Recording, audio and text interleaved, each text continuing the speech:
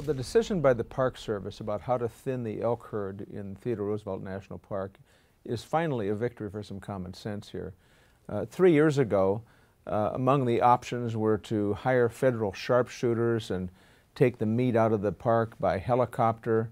Thinning the elk herd is not rocket science, and I've been pressing the case with the Park Service that using qualified North Dakota hunters to come in under the supervision of the Park Service to thin that elk herd and to be able to take the meat makes a lot of sense. Now, what the Park Service has done today is, I think, come up with a plan that allows the use of volunteer hunters in North Dakota deputized by the Park Service.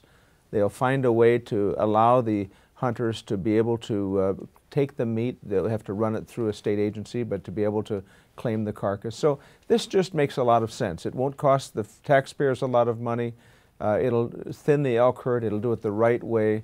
And I commend the Park Service for finding a way to do this with some common sense.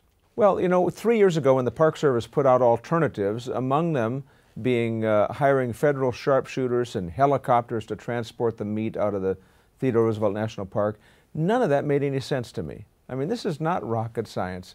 Allowing qualified North Dakota hunters, deputized by the Park Service, under the supervision of the Park Service, to come in and cull that elk herd or thin the elk herd just made a lot of sense.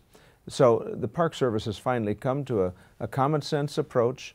They'll allow North Dakota sportsmen and women and qualified hunters under the supervision of the Park Service to thin that elk herd, find a way for them to be able to have access to the meat.